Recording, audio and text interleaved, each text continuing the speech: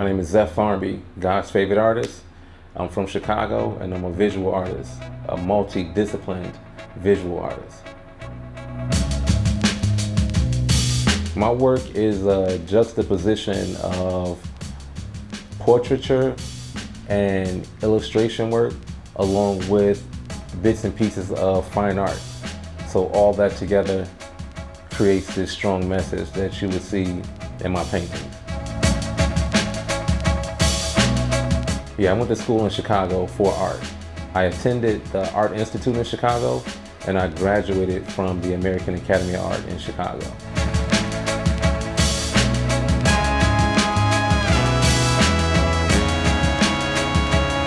I started doing art way back when a kid picks up a pencil and starts to write.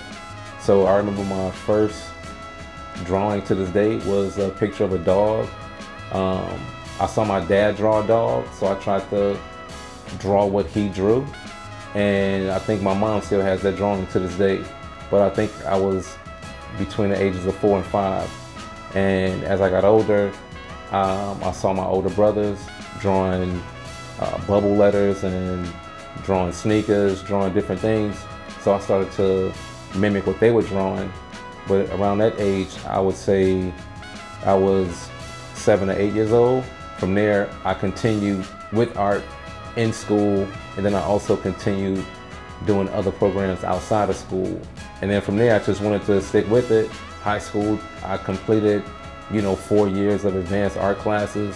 And at the same time, when I was in high school, I started attending the Art Institute in Chicago that had a special program for advanced art students that were from the inner city. It was always art. It was always art and sports for me. And what made me stick with the art was I was playing basketball, which, I thought I had a career in basketball because a lot of people from my neighborhood was so into basketball. And we also saw them moving up the ranks, building their name up. And to me, art was still on the side, but I took playing basketball a little bit more serious than my art. And around 16 years old, I got injured. And from there, I was told that I wouldn't be able to run, I wouldn't be able to jump and things like that. So I kind of put basketball to the side and I just focused on the art. And then from there, I won a ton of competitions in Chicago, being written up in the newspapers, and then ended up going to college for it. And then college, I had, clients from magazines in Chicago to startup companies, and I just kind of stuck with it because it was a passion project that kind of turned into my real life. Yeah.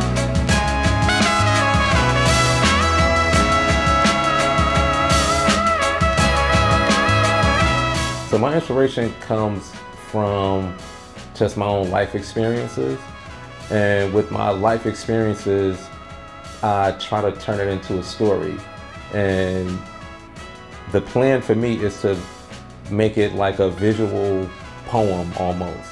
So when you're looking at one thing in the art, the meaning behind the different layers, and all together now you have a complete story.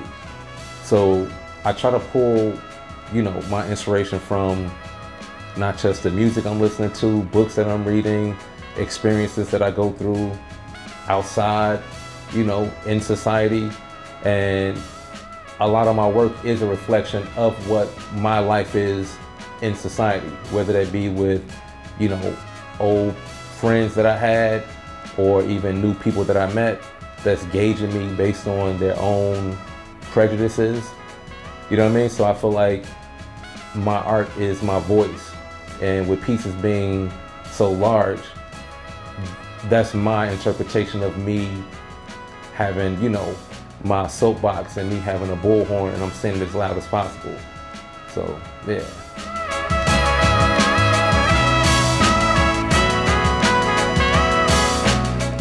So the baby, okay, just talking about her is, I don't know, so I always heard when I was young, I always heard about the joy and the beauty of bringing a new life into the world.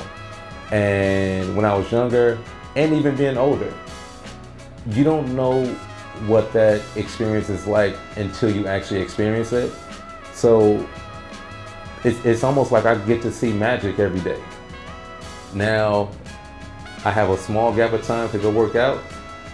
I have to take the dog out, come back home, get ready for the day. Nanny shows up, boom, I'm out of the door at 7 a.m., 10 hours, boom, get back home. That's dad time now. So saying all that just made me value time that much more. And to piggyback that, it also kind of made me weave out some of the things that before having a child that I thought were important when they're not. She helped me prioritize my life within my family. Because at this point now, yeah, I'm in New York, I have these clients, you know, you have this travel that you have to do, you have this deadline. Guess what? All that's going on while this young person is dependent on you. You know what I'm saying? So I'm enjoying the journey, you know, and I guess that's the beauty of it, because she's also making me focus more on my work, because guess what? A lot of these paintings that I've been doing, they have these, you know, really strong messages, whether that be political or somewhat controversial. Guess what? She's gonna at some point say, hey dad, what is this? She's a young brain that's still developing. So either I can give her information that I feel is the truth, or I can let the media and society kind of dictate what she would then accept as the truth. So she just kind of helped me focus on what's the most important in my life, and that's family.